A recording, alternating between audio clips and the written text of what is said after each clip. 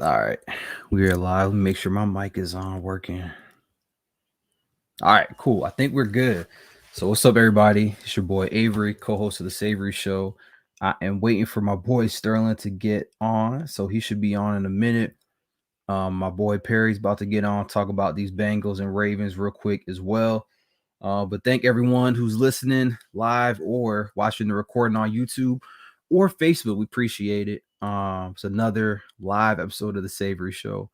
We're getting into the NBA today. NBA kicked off opening week. The NBA 75th anniversary team dropped. We got some questions about that. Who should have made it? Maybe who shouldn't have made it? We'll see. Some surprises, some snubs, obviously. And also NFL Sundays kicking off.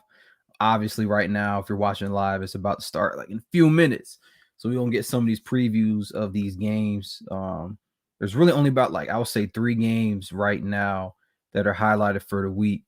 So I think my boy Perry just joined. So let me add him to the stream. Let me see. There you go. What's up, bro? I know the game about to start in a few minutes. I'm gonna say, let me try to get him on real quick. Honestly, there's only probably 2 or 3 highlighted games for today. And obviously, the biggest one, I believe, the game of the week is honestly your Ravens and the Bengals, man. Battle for first place in the AFC North. And week 7 is early, but the Ravens have been killing it. Bengals have been maybe surprising some people.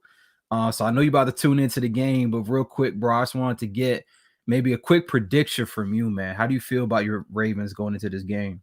I have us winning by 3, but my boy just told me he needs plus 6.5, so I'm gonna say plus 6.5. So there we That's go. the line. Yeah, that's the line. That's the line. I told you yesterday, I'm like, maybe I think a touchdown, bro. I think they're going by a touchdown. I think they Um, can win by a touchdown. I'm the thing I'm worried about is Joe Mixon. Joe Mixon is one of those boys that's, if you watch NFL, you know Joe Mixon does his thing. Mm-hmm. But yeah, Joe Mixon, somebody got to look out for. Jamar Chase, deep ball, we have to be ready for. Um, I don't know who's covering him. I think they're gonna put Marlowe on him, so Mm-hmm. hopefully that happens. And we just need to do what we did against the Chargers, but this is an AFC opponent, so it needs to be just flat out good tackling. So if we do that, then we'll be okay. I'm not worried about the offense so much this week. Yeah, no, you guys will be able to put up points. Lamar's 5-0 against the Bengals, right? Don't want to jinx him, but he's killed them, right? He's as Aaron Rodgers would say, I own you, right? To the Yeah. Bears. He's owned the Bengals so far in his career. 5-0. And the play I keep remembering, the MVP year when they played, I think it was at Cincinnati. Yeah, with the spin move. The spin move. I can't. Every time I think of the Bengals and Ravens, that's the first play I go to from recent memory. So I'm excited, man. I think it'll be an exciting game. I'm looking for the Bengals to put up some points. The line, like your boy said, it is 6.5. That's a tough one right there. I I know you initially said 3. yeah. I'm going with, man. I'm picking the Ravens to cover and to win, but to cover. They're Uh-huh. gonna win by 7 points. It's happening. Book it. Yeah, I got that in my fantasy. I'm the only game I'm really concerned about is your Philadelphia Eagles going against. Man. I need Josh Jacobs Man. crazy, unfortunately. Well, hey, let's get into it real quick, man. I mean, the Raiders at home were favored by 3. Some of the lines are at 2. I'm really surprised it's so close, being that the Eagles are 2-4, not that good. I've said this, you guys have heard me say this a million times about the Eagles and their run game. Miles Sanders is not, he's underused, he's underutilized for the team. Jalen Hurts has to do literally everything for that offense. He's throwing, he's running. I don't like the play calls. Every play is out of shotgun. The coach tries to oh, I'm calling RPO runs, and sometimes Jalen will tuck it, right? And he won't give it to Miles. But honestly, we need Jalen to line up under center. Okay. Maybe some 2 tight end sets. I know we just traded Zach Ertz, but run the football. Make people respect that you're actually going to run. Okay. My, I think the Eagles' offensive line is middle of the pack. But if you run the ball, set them up for success, you get the play action. We have guys like Quez Watkins, who's an unknown player, 6th round pick last year. he's got some wheels on him. You got him. You got obviously Devontae Smith, the rookie. Dallas Goedert is back today. Obviously, no Ertz, but if you give him a chance on those drag routes and the crossing routes, he can get open. So my biggest concern is always really is the defense for Philly. Derek Carr, he's top 3 in passing yards, I believe, this year so far. And the only thing that concerns me for their side is that I think Darren Waller is questionable game time decision with an ankle. So if he does not play, that is Derek Carr's like security blanket. Yes, they got Ruggs to take the top off the defense, but with Darren Waller, he will have a monster game if he does play today. Eagles cannot guard tight ends. They have the worst linebacking crew in the NFL. But the thing, the Eagles that kills me, they love playing this like too deep safety look. Okay. And you can see it. It's like elementary, bro. Like they got their 4 D linemen. They're doubling the tackles of Fletcher Cox and Javon Hargrave, who are arguably 2 of your best defensive players, right? They're getting doubled by the guards in the center. And then the tackles have like a one-on-one against the edge rushers who are just not getting pressure off the edge. So that's my concern, bro. And then with Jacobs, he'll be able to run. By the time he gets touched, is already 4 or 5 yards after the line of scrimmage. The linebackers are either getting sucked in the middle. So it's crazy, bro. I mean, I could talk about this all day, but I wanted to get your opinion on this game before you check out and watch them Ravens play. I believe the Eagles can do something just because of if they are still starting Leatherwood at left tackle for Oakland, whoever is playing the pass rush can get past him. He's not good, but he's a rookie, so I'm not gonna get it past him. He's a rookie, first year left tackle, came from Alabama, so I mean it's whatever. If you guys can capitalize on that, that would be good. Darren Waller not playing, that is the security blanket. If anything, he'll probably play a couple of snaps. There's only so many receivers they have on that team that is decent. It's like literally the Ruggs. It's Ruggs and Darren Waller. So they do have whatchamacallit, the guy from, he just came from the Ravens. They have him, Willie Snead, but they don't really have him as well. He's all right. So I mean, it could get interesting. I wouldn't say you guys should run. Today shouldn't be the day you guys run the ball. No, today should be the day you guys, because the defensive line of the defensive line is ridiculous. Yeah, no, I feel you. We'll see. Man, I gotta do like an over under, and shout out to my boy Sterling, just got on. The over under for the Eagles carries, I want to say from a running back, we're probably not gonna see what's up, Aiden. We're probably not gonna see more than 10. We're not gonna see more than 10 carries for running back. My boy Sterling's on. So yeah, bro, we got started. Not much. I have to tend to Aiden right quick before do your thing, bro. Yeah. All right, you guys have a good one. I'm gonna check back in. All right, appreciate it, man. All right, peace. All right, bro. So Perry's on, man. We were talking about his Ravens in that Bengals game today, and a little bit about the Eagles, man. So we just getting into it, bro. So still on the NFL, there's not many like good games today. I realize in the schedule. I want to get your, take. Eagles, Raiders, Ravens, Bengals. You know what I'm saying? The home team for you. Your Bengals looking pretty good, man. 4-2. They're looking pretty good. I'll be honest with you. I think they're gonna pull off the upset today. Ooh, okay. I'm. This is the first time I can honestly say I feel like the Bengals are on the come up in a long time. Okay. This is what about like 2015, maybe something like that.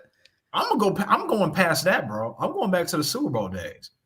Okay. You going back. Super Bowl parents. Boomer Esiason. Yeah. Late 80s, early 90s. Like I just feel like the city has a different buzz about this team that I haven't seen, even going back to like the Chad Johnson, TJ Houshmandzadeh, days. So, I love the Bengals too. When they had Ocho Cinco, I used to love the Bengals back in the day, bro. Yeah, like I just think it's something different because I just think with Joe Burrow and obviously Jamar Chase, what he's doing. You know, he Killing has it, 5 man. touchdowns right now.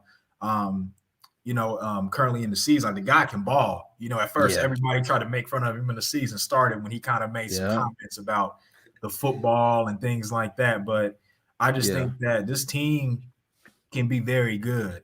I'm gonna go with them with the upset today. We'll see. Okay. Yeah, hey, even though I'm not a Bengals fan, I'm from Cincinnati, so I just gotta support, you know, my home team, my fellow people team in Cincinnati. My LB's actually at the game today. Okay. Yeah, Man, I think it's a game of the week, bro. Support the Bengals. Ooh, okay. He gonna be all right. He gonna be right there cheering on the Bengals. He ain't worried about nothing. That's what's up, man. Yo, I was talking to Perry, bro. Lamar is 5-0 against the Bengals, man. He towns all y'all for real. Like he really does. Yeah. But I'm just saying, man. The last game, I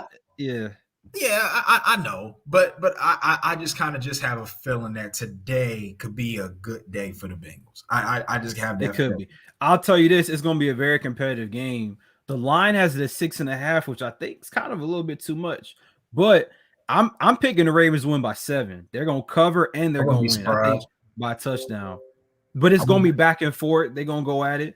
I think the Bengals, when they get them back in Cincinnati later in the season, I think at that point they'll get them. But today, I'm wrong. The Ravens they're hot, man, just like the Bengals are. But I think the Ravens gonna get it done, bro. They're gonna get it done. So we didn't get into it yet, bro. I'm gonna skip the Eagles game because I know what you're gonna say about the Eagles, so I'm not even gonna bring them up. Man, the Kansas City Chiefs and the Tennessee Titans, bro. Now that game is another one. That's the AFC Championship rematch from last year. The Chiefs have been up and down. Mahomes is throwing a lot of interceptions. Their defense is one of the worst in the league. And the Titans just had a really great comeback win Monday night against a top team in the Buffalo Bills at home. Derrick Henry killed it. Had over 3 touchdowns, over 140 rushing yards. He honestly, bro, he might be in the MVP conversation. As a running back, it's like almost obsolete because every year is a quarterback. Ever since 2012 with Adrian Peterson as the last non-quarterback to win MVP. So he's killing it. We understand the Kansas City Chiefs defense is terrible against the run, against the pass, but especially against the run. This game is actually in Tennessee, and they're still favoring Kansas City by 4.5 points on the road. This is another tough one, bro, because I think as much as I love my homeboy, I don't trust their defense at all. And he's kind of been a little, with the turnovers, he's been a little bit unprotected of the ball. I don't like that. Obviously, Tyreek's been dropping some balls that are getting intercepted. So when it comes to this game, bro, I actually think the Titans could get him at home, bro. I would not be surprised. But I'm going for Kansas City. Let me make that clear. But I will not be surprised if Tennessee gets them because the way Derrick Henry is running, they absolutely had a formula for one, keep Mahomes off the field just by running the ball, play action. They got A.J. Brown. They got Julio Jones, who's been a little nicked up with injuries, but he's going to go today. So I'm interested to see, man, what do you think about this game, man? Chiefs at Titans. Yeah, I think I'm gonna go with Kansas City slightly. I agree with you. I think it's gonna be a competitive game. But I'm gonna go with Kansas City just because I think that the Titans secondary is kind of shorthanded right now. So I think Patrick Mahomes will be able to dissect their secondary. I think even though obviously Julio being hobbled, could probably hinder a little bit of the Titans just a little bit. But I just think the experience of Kansas City will be able to pull this one out, in my opinion. The offensive line is improving just a little bit more so in like short yardage situations. But I just think that they'll prevail somehow. Now, obviously, I don't think that Kansas City will be able to stop Derrick Henry at all. I think, honestly, their game plan is probably going to be to really try to more so stop the run. I think Ryan Tannehill is very good, but I don't fear Ryan Tannehill. So I just think that they're really going to more so try to stop the run and try to have Ryan Tannehill beat them through the air, which he possibly could do, but I'm just not for sure if he'll be able to do it today. So I'm gonna go with Kansas City. I think it's gonna be a close game. I say 28-24. Kansas City will win. I think Patrick Mahomes will figure out a way. And personally, to me, Kansas City needs to start rolling. They lose today, man. Like, this could be bad for them the whole rest of the way. The Chargers are playing good within their division right now, so it's like they don't have time to really mess around and lose games. So we'll see how it goes, but I think Kansas City will pull it out today, 28-24. And also another thing about Patrick Mahomes, he needs to be more so careful about turning the ball over and things like that. He's been having sporadic play this year. To me, he's still the best quarterback in the game, but he's not playing like it right now. And he has to get back to what he normally does best, in my opinion. That's a great point. Great points. And the score, I'm with you on the score. I think it's actually going to be in the 30s. I watched that Monday night game when they played against Buffalo at home. I think it's going to be like a back and forth. But I think it might be. I'd actually go with I don't want to pick the Titans, man. I want the Chiefs to win, man. But I think the Titans have what it takes to get it done. I'm gonna say a higher score. I'm gonna say honestly, I'm going with like a 36-33, like last second field goal by the Titans to get the win, even though I'm probably gonna be wrong about it. It's all good.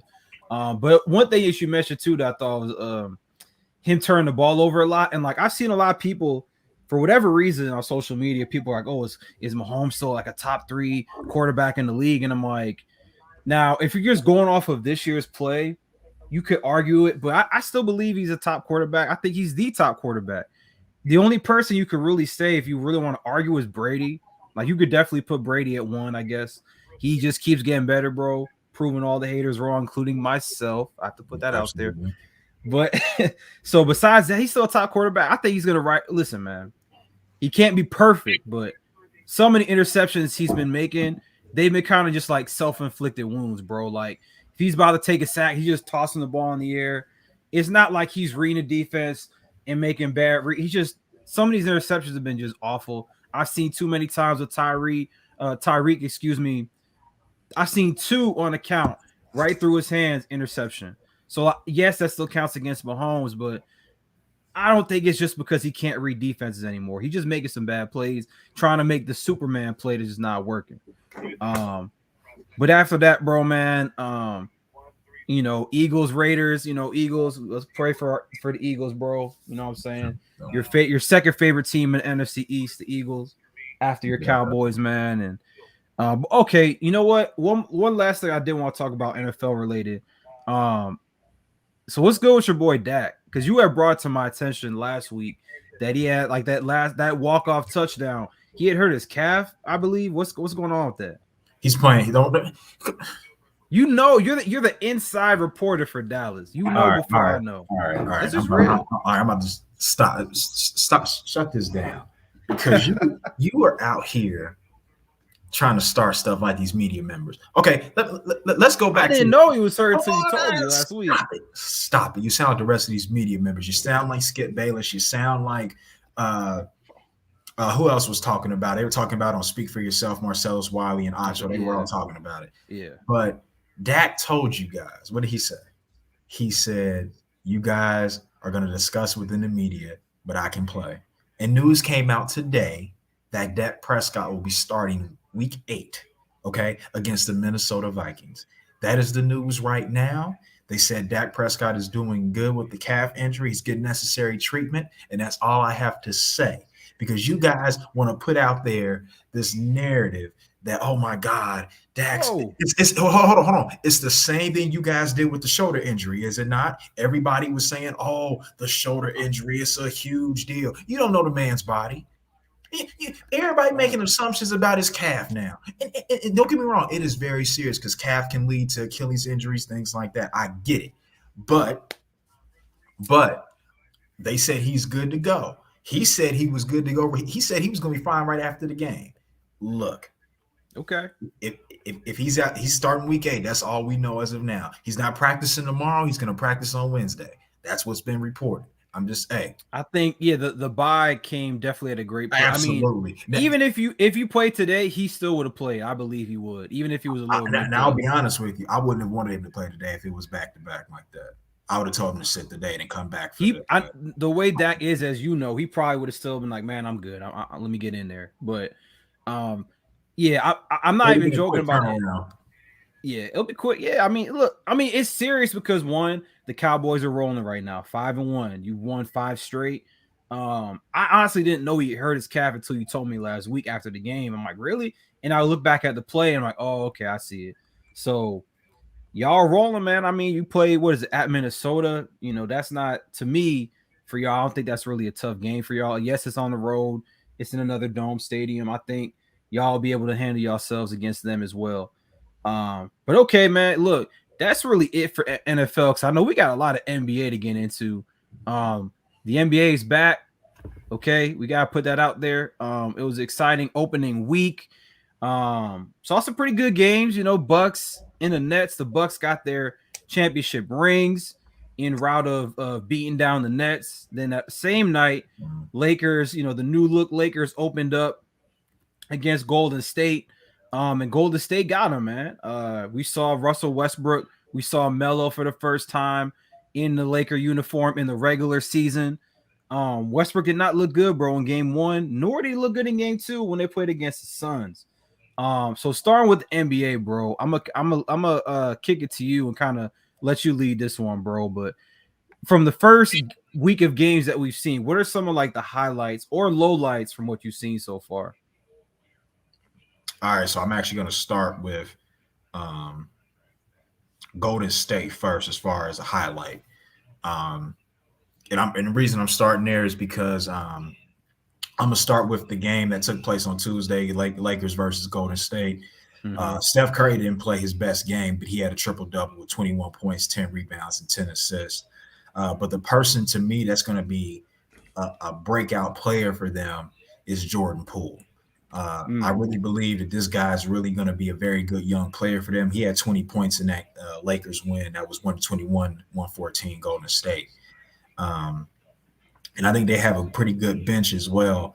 Andre Iguodala's back as well. Otto Porter is playing for them as well, who's a very good shooter also. So I just think that Golden State has a pretty good team. And personally, to me, I think they're going to make it to the Western Conference Finals. Especially if Klay Thompson is healthy as well. They're projecting Klay will probably come back maybe Christmas Day or sometime in January, February at the latest, as of now. The Lakers, in that game, Anthony Davis had 33 and 11 rebounds. LeBron had 34 points, 11 rebounds, and 5 assists. But the bench and Russell Westbrook had 8 points, 5 rebounds, and 4 assists. He didn't play good at all. He shot 4-13 from the field and 4 from 3-point range. Another person to me, when I look at the Lakers team, personally, in my opinion, they need to start Anthony Davis at the 5. I know they talked about that. I think their starting lineup should possibly be Anthony Davis at the 5, Melo at the 4, LeBron at the 3. You can either do Bazemore or Monk at the 2, however you want to do it, and then Russell Westbrook at the point. I just think when you have DeAndre Jordan starting, is not a good idea in my opinion. You know, in that game against Golden State, man, I mean, he only played 13 minutes and had 2 points and 2 rebounds. You know, no wonder Brooklyn let him go, because he can't be he's not the same DeAndre Jordan that we knew playing for the Clippers. And to me, Dwight Howard, if you're going to start a center, Dwight Howard should be your starting center, in my opinion, over DeAndre Jordan. That's a good point, bro. Can I make a quick comment, bro? Yeah. I'm gonna let you go. You saw when Dwight and AD got into it on the bench. I was just about to talk about that. It's not a big deal. I'm gonna let you go. Yeah, I'm gonna let you go, bro. It's not a big deal. But what the biggest issue I have with it is that people within the media are trying to blame Dwight Howard, and people are trying to say, like Stephen A. Smith said, Dwight Howard needs to be careful, because you know this is Anthony Davis, and that Dwight Howard is pretty much on borrowed time being within the league. And I disagree with Stephen A. on that, because it's like these guys won a championship together for one. And my thing is this: do you expect Dwight Howard just to let Anthony Davis just push him just because he's a man at the end of the day. Like people made it seem like Dwight was the main one instigating. It didn't look like that way to me. It looked like Anthony Davis was the main one instigating, in my opinion. To me, if there should be a question, it should be, where is Anthony Davis' leadership in that equation? This is a guy you won a championship with, and 2 seasons ago. Like, where is your leadership in play? Anthony Davis should be the best player on the Lakers right now. It shouldn't be LeBron. LeBron is about to be 37 in December. It should be Anthony Davis. He has to elevate his play and his leadership if the Lakers want to get anywhere this season and beyond. In that game, man, to be honest with you, the Lakers just played horrible defensively. And I'll be honest with you, I think they're going to be a bad defensive team this year. They're too old on the perimeter. I like the Avery Bradley addition, but Avery Bradley's getting up there in age, man. He ain't the same defender he used to be. And personally, for some reason, I don't know what it is, but Phoenix loves playing against the Lakers. Like they at least for the past few years, right? I mean, going back last season in the postseason, but I mean, like Bridges had 21 against them, 8 for 11 from the field. Devin Booker had 22. DeAndre Ayton, hey man, if he wants this contract, he got to do more than have 8 points. The 15 rebound is great, but he need to be averaging 20 and 15 to me. I'm just being real. He wants to get it. He asked for Trae Young money. I'll be honest with you. He doesn't deserve Trae Young money. That's just I'm just keeping it real. He wanted a what is it, I think a 4 or 5 year extension worth $170 million. Come on now, bro. If you want that money, you got to have more than 8 points, bro. I'm just keeping it real. Chris had 23 and 14. Chris Paul did his thing. In that game. Russell Westbrook played a little bit better. He had 15 and 11 rebounds and 9 assists, but shot 6 for 15 from the field and 0 from 3 from the 3-point line. Another problem is, Melo had a good game too. He had 16 off the bench, and Melo's going to be their 6th man throughout the season. But I think another thing Frank Vogel has to figure out, you cannot play Rajon Rondo and Russell Westbrook on the same. Speak on it. Absolutely. These are both point guards who can't shoot a lick. Rondo's gotten better over the years, but still not consistent. You can't play them at the same time. You just can't do it. So something that I'm not going. It's early. The Lakers still have time, but I'm telling you, man. To me, this gives me vibes of the 2013 Lakers when Kobe, Steve Nash, and Dwight Howard all teamed up together, and everybody was like, this team is going to be phenomenal, and it just didn't fit. And to me, that's giving me vibes of this team, but they're going to struggle throughout the year because they just don't fit. I respect Russell. I love Russell, but he just doesn't fit with this team, man. Like when you watch him play, he just looks so out of sorts, bro. Like it's bad. It's bad. And it's early. I get that, but yeah, for sure, bro. And like just watching, it's only been 2 games, but like you said, it just looks out of place. Like LeBron's not gonna fully just give Russ the keys and be like, all right, Russ, you're taking the ball up the court. Like, I saw it doesn't look like from the first 2 games, LeBron's not ready to do that. He had some moments off the ball, and we saw LeBron, he was shooting great, especially that first game, like out of his mind in the beginning. But as we go along, bro, and I know they talk about on some of these shows, bro, like, and I think you know the answer already, but Russell Westbrook, do you think it makes sense for him to start, but also kind of run the second unit? No. He can't come off the bench. You can't do Russ like that. Do it, right? Yeah, he can't do it. He's not. I'm with you, bro. I heard that, bro, on Dispute. I'm like, I don't think he's not. He could be like Ginobili. I'm like, bro, you're not doing that. He's not at that point yet. But to answer your question, LeBron has to give him the ball because Russell Westbrook can't play without the ball. He can't. Russell Westbrook can't be your shooting guard. So he can't be the Kyrie or Dwayne Wade to LeBron. He can't do that. So LeBron has to let him bring the ball up the court. LeBron is going to have to be the one to play off the ball. He's going to have to. And LeBron can, but he also at the same time cannot either. He's not the greatest off the ball either. He's way better than Russ at doing it. But he's at his best when he is honestly like the point guard of the team.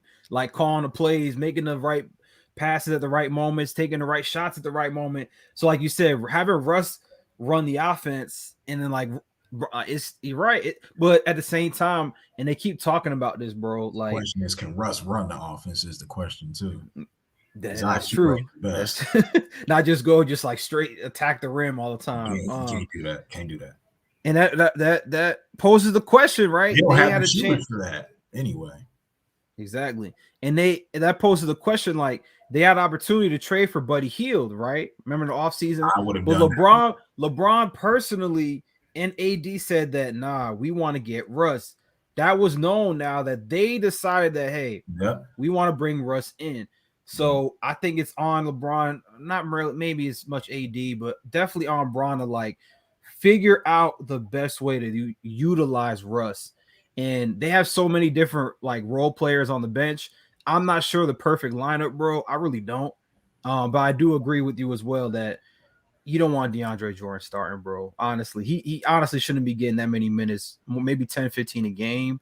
But you're better off starting with Dwight or starting with AD at the 5 and playing with the other like a Russ, maybe Melo, obviously starting LeBron, and whether it's Malik Monk, whether it's Avery Bradley, Kendrick Nunn, whoever they want to decide the other guard is that's going to play. Bazemore also as well as an option. It's going to take them a while to like really try to figure this out, bro. But in the meantime, there's these other teams in the West, I mean, obviously Golden State looks really good right now. I'm with you, bro. Man, Steph just dropped a 40-piece against the Clippers on the other night too, man. He might be in that early conversation for MVP. We'll see if he keeps shooting at a high clip. He's gonna be in there, man. He's gonna be in there.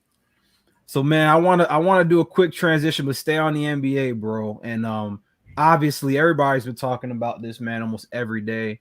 Your boy in Philly, Ben Simmons, bro. Lord have mercy, this thing keeps dragging on, bro. So, I think at this point, obviously Ben Simmons, supposedly met with the team, met with the team medical staff, and now he's saying that it's more of a mental health issue about when he will be ready to return to play for the Sixers. Bro, I don't know. Mental health is real. I'm not saying he's lying. I'm not saying he's playing them, but all signs kind of lead to this being another ploy by him to just not play for the Sixers, bro. That's my opinion. I hope it's not actually a serious mental health issue. Something tells me that whether it's Rich Paul or one of his agents or one of his people say, hey, look, if you say you got a mental health problem, they can't force you to come back right away. I'm not trying to be cynical about it, but hey, man, I would not be surprised if he's saying it's mental to be like, hey, I'm not ready to come back and play for y'all yet. Yeah. What's your take on that? No, I'll be honest with you. It is mental because the way he play his game is mental. Mm-hmm. The man is afraid to shoot. And I personally believe, so here's why I believe it's mental. For one, we can go back to Game 7 against the Hawks. The pass that, he gave up a shot, passed it. That was mental in itself. The Philly fans, don't vibe with him right now. He's not a type of player who can handle that kind of pressure. And then on top of that, your coach and your best player in your team basically say we lost because of you. It's mental. Don't get me wrong. He wants to leave. I get that. But I also believe it is mental. I feel like he hasn't worked on his game this offseason. I believe that he probably does have a back injury because I guarantee you he probably has not been in the gym. He's not game ready. He's not. He's pulling a James Harden when James Harden did last year as far as coming out of shape. And that's exactly what Ben Simmons did. Ben Simmons was not working on his game this offseason. You can tell. And I think mentally he's not ready to play. I really firmly believe that. I just think that he's at a point now. Obviously, he wants to go. I know that Joel Embiid and Tobias Harris came out and said, hey, for the Philadelphia fans, we just need to support Ben Simmons and things like that. And I believe that. We never know what's going on.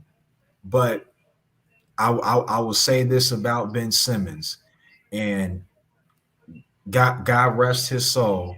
But Kobe Bryant said this in 2018, and everybody said he was being too hard on the young man when he said this man Ben Simmons gonna wake up 10 years later down the line, and he's gonna regret not having a jump shot. And that's what's going to happen to Ben Simmons if he doesn't get it together. If he doesn't get his game together, his mental right, he's gonna wake up 10 years down the line and be like, dang, I wasted my NBA career when I could have been way better than what I was. Because right now, he has all the potential to be like a LeBron James type, but he's not seizing it. And I'm also wondering, like, who's in your inner circle, man? Like, who somebody needs to tell him, you need to really work on your game. You can be phenomenal. Like, my thing is this: what Ben Simmons should have been traded by now. Like Golden State said, we don't want you. Golden State. Yep. Golden State. The owner came out and said, no, we don't need him. That's an indictment against Ben Simmons. Don't get me wrong, Philadelphia is not flawless in this. Daryl Morey, Daryl Morey, Doc Rivers. But it's not just about his talent. They see, like you said, up here, like, do you have that intestinal fortitude to be like, we can rely on this man? This man is super talented, but he's going to put in the work. He's going to grind. No. And honestly, you get the vibes. It's like, look, he's talented. Hey, he made the NBA. He's getting his money. He's content. Like, he's good doing what he's doing. Yeah, he's a great defensive player.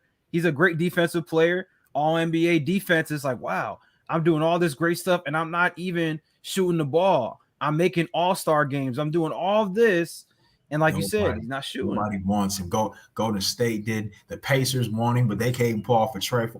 Look, the Portland Trailblazers said, we're not doing 3 swaps for Ben Simmons. We'll give you CJ McCollum, but we're not doing 3 first-round swaps. That's not happening. So, like, Philadelphia's going to have to trade him for nothing. They need to accept it and just trade him. Daryl Morey now knows. He's like, oh, we don't want to trade Ben. We don't want to trade him. Well, yeah, if you trade him at this point, you're not getting nothing for him. So bro, he has, what was it? Is it 3 or 4 more years on his deal? 4 more. Like, woo. They have to. It's not going to end well, bro. It's not going to end well. You're absolutely right. They're going to have to trade him for nothing. If I was them, I would trade him to the Pacers. I'll try to get Malcolm Brogdon or Karis LeVert or something for him. Honestly, that's probably the best offer that could be left on the table at this point. I would. But to be fair too, and you know this, bro, like, you never are going to get a fair trade for a superstar or superstar, right? You're never going to get back a matching value for that star player. And I think they just got to accept that and own it. It's unfortunate. He's still very young in his NBA career. He has potential. He just has to be with the right people to get him to work, bro. That's the thing. Go to Golden State. Golden State to make him work. Yeah, but I think you go to Golden State, he's gonna change up. I'm telling you right now, he's gonna change up. I believe it. But Golden State's like, we don't feel comfortable trading all of our assets for him because we're not even sure about what he's gonna do. I'm not gonna lie. They should. I'm serious. Yeah. You put Ben Simmons in Golden State, he can be him in Golden State. You kicking the Stephen Clay on the wing. Oh, it's money. Oh, it's money. Oh, it's money. Hey, man. And he's not in LA, but you still out there in the West Coast. Draymond in Cali. Yeah. Put Draymond. That's what I would do. Yeah. Put him on the bench. I don't know how that's going. They will both start. Yeah, you could have. Steph, Ben, Clay, Dre, and then I don't even know. You could throw Wiggins or whoever else is still left because they're gonna trade them young players. But at the same time, like you said, at this point, Golden State, we'll trade one of our young players. We'll trade one. They probably get a couple. Yeah. And that might not gonna get it. More so than before. Yeah, absolutely. So, bro, as we get ready to conclude, bro, we got to get into this, man, and everybody's known about this. The NBA 75th anniversary team, bro. Oh, Lord Jesus. Yeah, man. That's some snubs. I don't know. Some surprises maybe, but more so the snubs. I've heard about like 4 or 5. You told me yours personally, and I agree with you, bro. It's kind of hard to pick just 1 or 2 people. Or kind of removing people from the list to add others on. But in your opinion, bro, you gave me some names, but I want to know, like, who sticks out the most to you of being snubbed from this list? So Dwight is the first one. So let me I'm gonna give you Dwight's stats, and I'm gonna compare it to player B. Player A is Dwight. 8-time All-Star, 8-time All-NBA, 5 all-time defense, 3-time Defensive Player of the Year, 5-time rebound leader, 2-time blocks leader, and has 19,000 points, 14,000 rebounds, and 2 blocks in his career. That's Dwight Howard.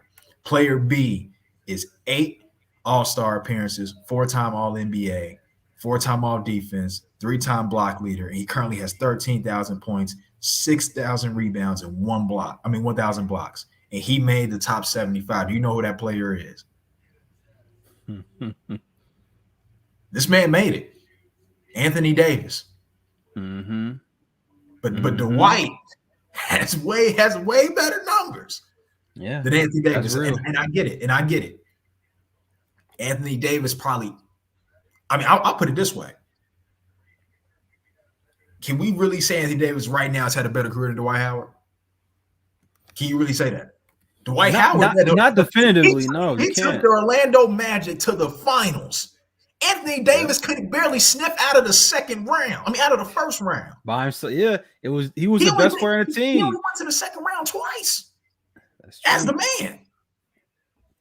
That's very true. He on the top 75 list. It's like they're projecting the current players, like where they'll finish, kind of, because like even.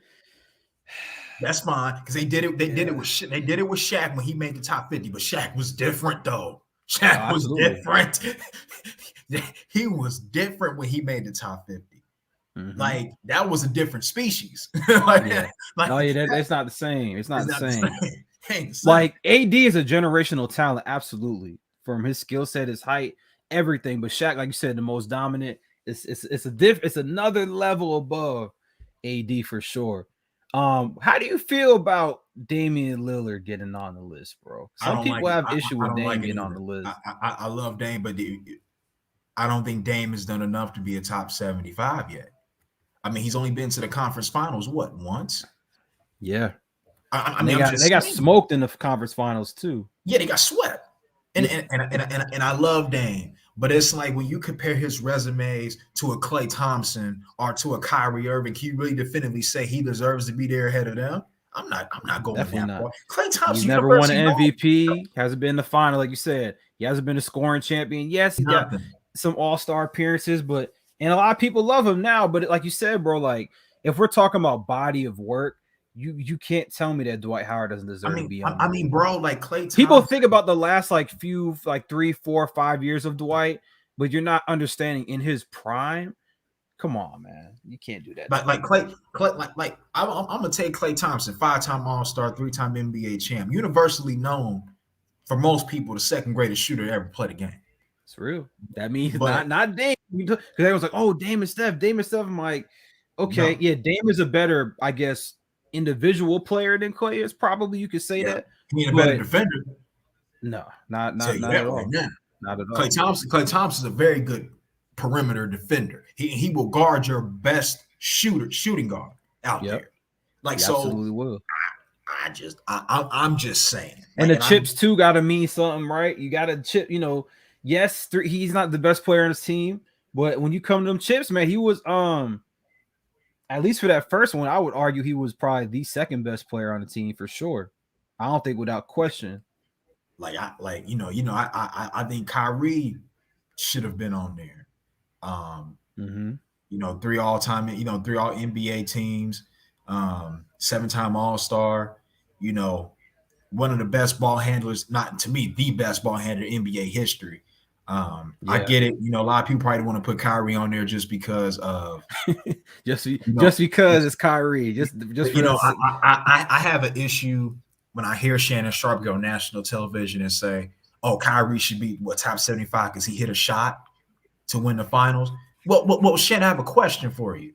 Without that shot, your boy ain't got no 4 championships right now. Without that shot, I'll be honest with you.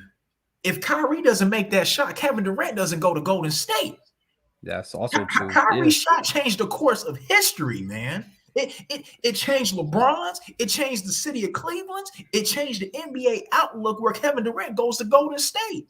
If Golden State wins that championship, Kevin Durant ain't coming. He ain't coming.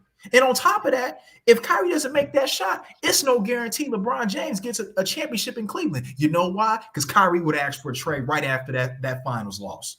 He would have asked for it that off season. Yep. So don't sit up here and tell me, because he made a shot. That shot changed course history, man. People need to stop this, man. It did. It absolutely did because LeBron's block, because people try to LeBron's block on Iggy, like they try to make it like that was more important than the shot itself. But another person I got an issue with is that people didn't put Chris Bosh on here. Chris Bosh is that man is 11-time All-Star and 2-time NBA champion. The thing is, bro, people forget about before he was with the Heat. They don't remember when he was with Toronto, man. He was 2010, man. I mean, yeah, he wasn't winning like that, but at the same time, we give so much praise to a Dame and everybody else like that. Don't hold that blood clot against him either, because he had to retire early. I don't want people doing that either. Mm-mm. You know what I'm saying? Because he still would have been putting up some pretty decent numbers too. Playing right now. Yeah.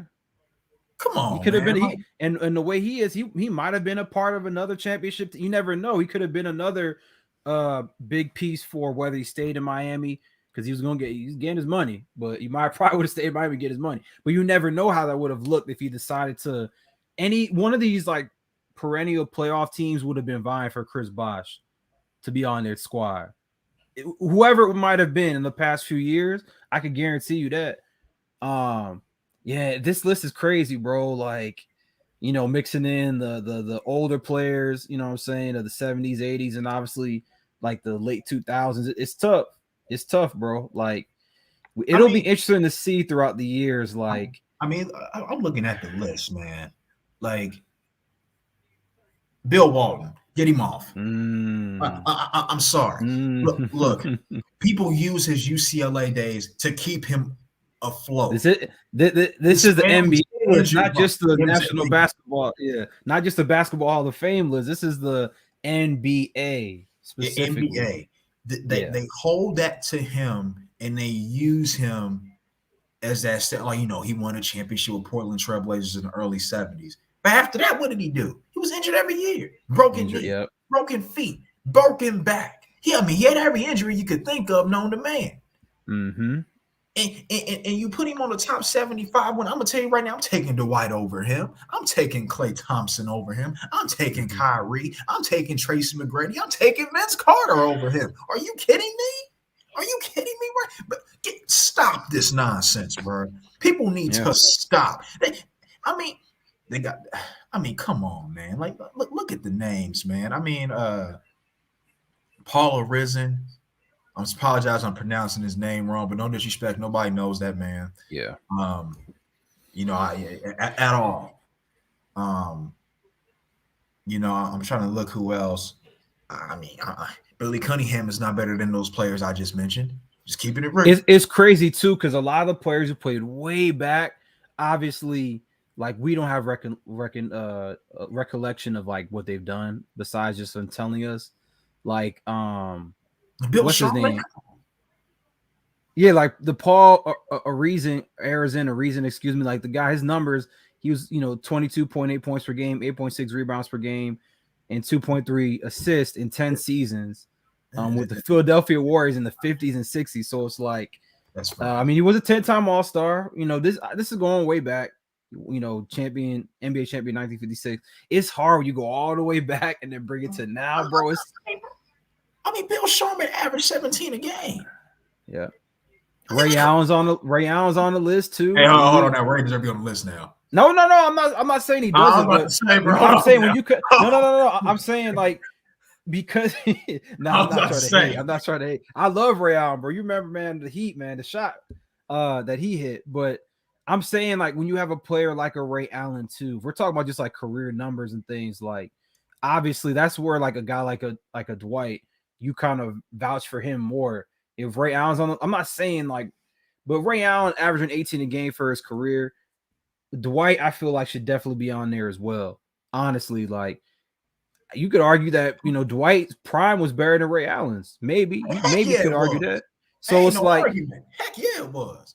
So Ray Allen played 18 years, so yeah, he had the longevity, right? That's also like almost a Vince Carter argument. Like, oh, he played 20 I'll be years in honest, the league. I'm not mad that Vince didn't make it, because how I look at Vince is his first like 10, 11 years were very great, but after that, it was just like very like subpar to me. Like, Yeah. and like this man has never been to like, Excuse me. I mean, he did go to one conference finals, I think, with yeah, he did with Orlando, I think in 2010. But that was it. Outside of that, he never really made like deep playoff runs. And I just look at the way that his career ended. He was going around from team to team to team multiple times, and like his point averages will go down and things like that. I mean, Dwight's point averages are going down, but it's the prime that stands out more so with Dwight. Like his prime was phenomenal. He was the best center in the game at one point, man.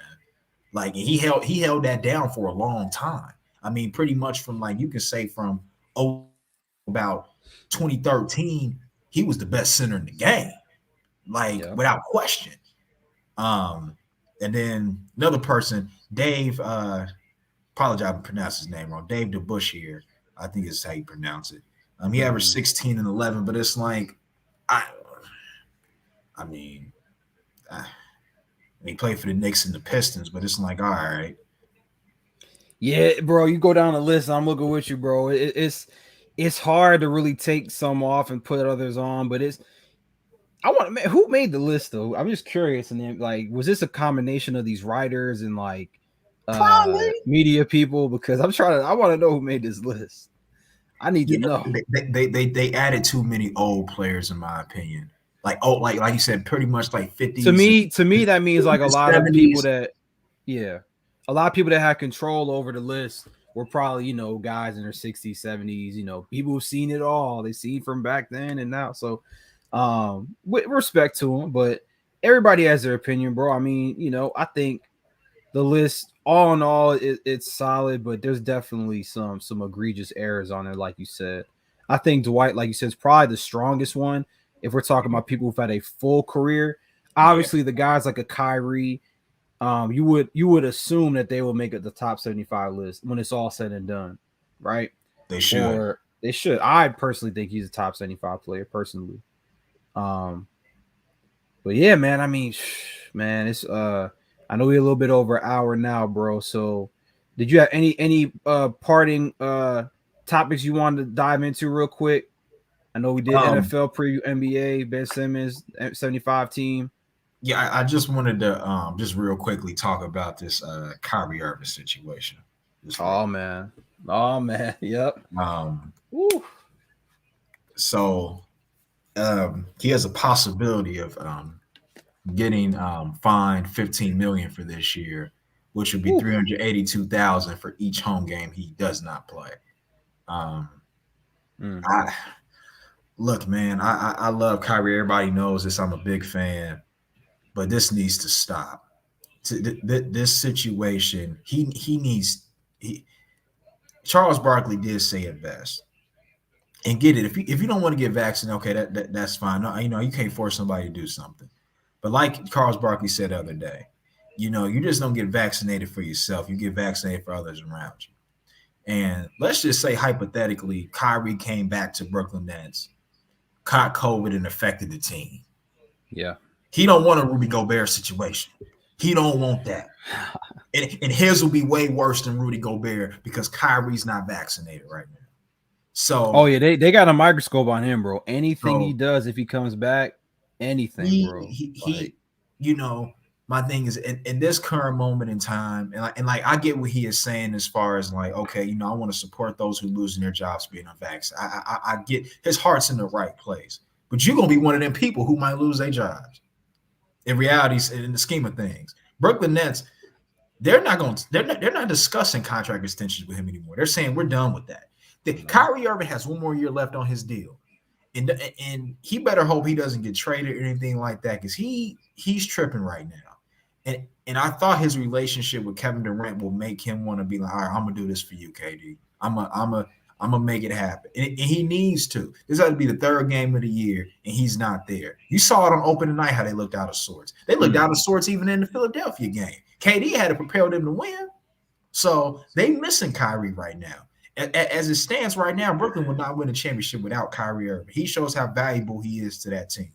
I need Kyrie, put it to the side, and play with Brooklyn Nets. And at least for these next 2 seasons, and then retire if he needs to. Retire if you got to, Kyrie. Retire if you have to. Bro.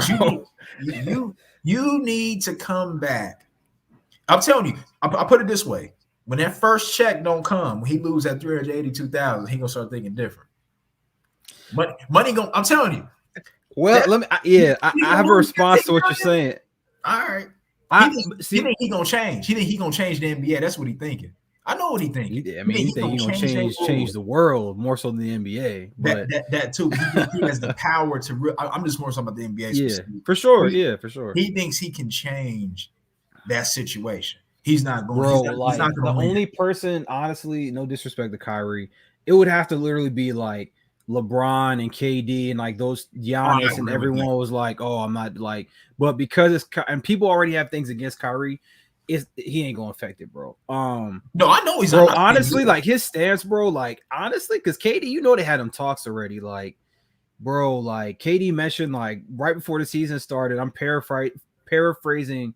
A quote that he was answering the media, kind of saying like how, like he's kind of at peace with the decision. Like he said he's like, hey man, everything will work out. Like life is great. He thinks that Kyrie, maybe he's being naive, but Kyrie is gonna come back at some point. But KD's ready. They were ready to start knowing Kyrie wasn't coming back. Bro, this whole vaccine thing, like as far as Kyrie, bro, I don't think he's just gonna wake up one day and say he's gonna do it. Now, financially, $382,000. I was gonna say financially, I don't know how much he's made in his entire career.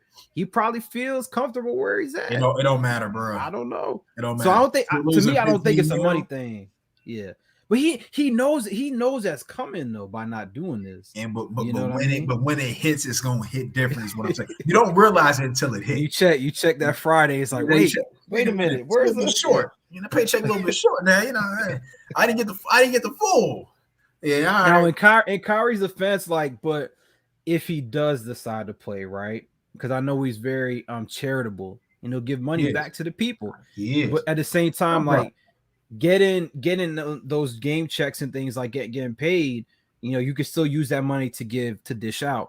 But he's just that's a part that like if it's not about him personally getting the bread, he wants to get it and invest in other communities, give back to different people. He just bro, you don't believe the shot, bro. That's the thing, man. He is hell. Listen, bro, like we've had our talks about it, like, huh? Is he a doctor? Oh, he's not. I get, bro. Listen, I'm telling you, bro. All you gotta do, he needs to stop this. All you gotta do is go on. People go on Facebook, Instagram, and YouTube. They looking up stuff, bro. You can find whatever you want to see about this shot, bro. I'm just saying. Let me ask Kyrie this. Yeah, I would ask Kyrie this: would his mentor have gotten a shot? Say it one more time. Would his mentor have gotten a shot? My mom asked me. My mom asked me this. She said she was like, would your boy Kobe have gotten a shot? I said, yeah, because the love of the game that he has, he would have. He would have thugged it out. He would have thugged it out. He might not have made it like a big personal thing about it, but like he would have publicly. But he would have did it, bro. He probably would have did it. Supposedly LeBron did it. So I mean, hey, LeBron didn't want to say it. Talk about it. I agree with Stephen A. when he says this. Basketball has given Kyrie the platform. You got to keep on using it. Yeah. If he has to. Basketball his platform, bro. My only thing, man, if you're not going, you got to. If he's that hell bent, then retire. If you really feel good on your intentions, that's really all that's left to do. So that's a fair play. I don't like talking like this, but he's putting me in a bad spot. I'm sure people be like, stir up so much more. Like I say jokingly, but it's a serious matter. Like, bro, man, like. If he really is hell bent on it, then you're gonna have to make a decision, bro. Because like you keep losing them checks. Eventually, like if you try to play this out and like sit out the whole year, then what? Because he probably thinks that, oh well, maybe in a year the NBA might change their they're not gonna do it. And matter of fact, it's the state, it's New York, really. It's not even NBA, it's New York. Adam Silver said this is not an NBA problem. This is a state of New York issue. And if we want to get really into it, there's people on the NYPD force that don't have the shot. There's thousands of cops in New York that don't have the shot. I mean, that's a separate thing. I mean, the NBA is a private entity, but again, the technicality of it is like, look, bro, the NYC is not letting you rock with it, bro. New York, bro. They're not doing it. It don't matter how famous you are, how much money you have as an athlete, how much influence, it's not gonna work. So, bro, I still think he's not gonna do it. I don't think he's gonna do it, bro. He gonna do it. I think people in his circle, like his family too, like they're with him. Like he's not. He won't do it anytime soon, but he gonna do it. Okay, so if you're saying anytime soon, like by like the All-Star break, like what do you think? Christmas Day. He playing Christmas Day. I don't think so. Playing Christmas Day. I think he's saying no, bro. Unless he will be. He needs to find, like, literally there has to be like a new study or something to convince him that by doing it, right, that it's gonna make him feel okay. I feel good to do it now. He said he wants the information. So until something comes about the that's what he said. He wants the information about the shot. And to maybe I'm just needs is about 500 plus people, 500 plus from COVID. Bro, so the information he needs. I'm telling you, bro. And not to mention not believing in it, man. And not to mention the people who are dying still are the ones who aren't vaccinated. What more does Kyrie need? What more does Dr. Kyrie Irving need? Boy, man. I don't know. What more does Dr. Kyrie Irving need? He's Dr. Like Google. That's what he's doing. He's Google searching it, bro. That's what he's doing. Kyrie Irving need.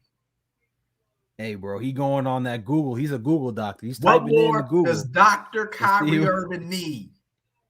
Is he a doctor? Bro, is he out there? Whoever he's talking to, is he in the laboratory? Maybe he is. I don't know. He ain't in there. He need to stop. He pissing me off now. See, look what you made me do. Man, well, the earth is still flat, bro. Dr. Kyrie Irving. The earth is still flat, bro, in his eyes. I ain't worried about that one. I'm just, hey man, I don't know, man. Hey man, he wants to go. He wants to go with the. He wants to go with the natural, the herbs and all that stuff. That's how he want to, medicate and make sure that his immune system is good, and so he don't catch it. Maybe, I mean, I'm not trying to be like cynical, but maybe he has to catch it and maybe be like, oh shit, like I need to actually get vaccinated. I don't know. I don't know what else can make him do it. Look, man, people have lost their lives off of this. I get people's reservations at the time. I get that. But man, people out here dying, Kyrie. Like this ain't you save yourself and save your family, man. And people that you love. I had my reservations too. You notice I did get it. I got both, bro. I understood. A person like me who had COVID, I don't want that again. I don't want that again, man. Like what? Yo, and Perry was on here earlier, but he told me he was like, "Yo, bro, I'm not getting this thing, like whatever." And then he had caught it himself, and he's like, "Bro, it's like this is the worst I've ever felt in my life." He's like my whole family like really changed our perspective on it. Yeah. He's like, I'm getting the double shots, I'm getting the booster. He's like, bro, double shot. Yeah. He's like, I'm never getting this again, bro. It make you think different. Yes. So with Kyrie, bro, man, all power to him, but he left on an island by himself, bro. I pray for the brother, man. Listen, I just don't think he's gonna do it until it has to literally affect him or a family member for him to change his mind. I don't think he's gonna wake up one day and just be like, I want to get it now. Even with losing the game checks, he's gonna be like, man, I don't know, bro, but. Whew. But yeah, that was a good show, bro, man. We've been a little over an hour now. I know we're gonna get to some of these games. Let me see if I can get an update on anything. Tennessee's up 17-0, bro, just so you know. Oh! 17-0 in the second quarter. They probably gonna come back. Every other game is pretty competitive. New England's up 17-7. Every other game is kind of close. Baltimore, Cincinnati 3-3. Hey, man. Chiefs ain't coming out the AFC this year. I'm sorry. That defense, bro, it's too much. AFC's too good, bro. Ravens, Bills. The Bengals might be good. I think the Bills coming out.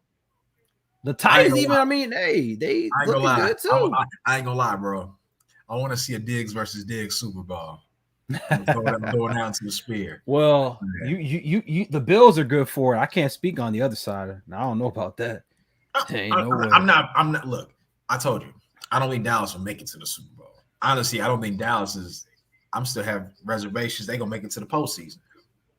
All right, yeah, all right. Come on, man. How you gonna go from saying that a Diggs versus Diggs Super Bowl and then No, I'm saying I would love to see it. No, hold on, let me out. The reason I said it because an article was written about it the other day.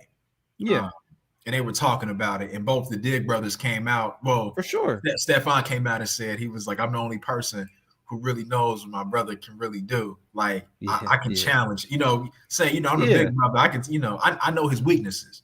Yeah, that's the reason I brought it up. Oh, for sure. And I wish they actually played in the regular season this year, but that'll be. We'll see, bro. It's gonna be a great NFL season, man. Week 7. Don't worry about Dallas. Don't worry about them. You do that on purpose. You trying to like sell? No. To be honest with you, I'm not one of these Dallas Cowboy fans who think they're gonna make it to Super Bowl every year for one. Yeah, it's not a Super Bowl, but I'm just saying a division, bro. That's all I'm saying. Okay, and who cares about the division? Y'all should, man. I don't care about that. No, they need to elevate, and I gotta see progression. I'm not. Look, man. You think I be messing around with you? I be dead serious. Like I would not be surprised if Dallas fall off the face of the cliff and didn't miss the playoffs. This is an accident waiting to happen. Are you kidding me?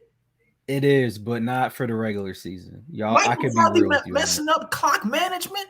That'll affect you more in the playoff, in the postseason. Right now, you're good. Once you start playing a Tampa, LA Rams, one of those teams, then you're gonna be in some trouble. Hell, even Green Bay, maybe. Whoever I couldn't see the clock. Oh, the cameraman was in the way. Beside the head. Hey, man, yeah, we gonna get onto them games, bro, man. Appreciate everybody who tuned in live or you watching through the YouTube or the Facebook. We got some games to check out. Y'all hope y'all have a good one, man. Enjoy the Sunday. Stay safe. Get the shot, Kyrie. All right, y'all. Get the shot, Kyrie. Please do. All right, y'all.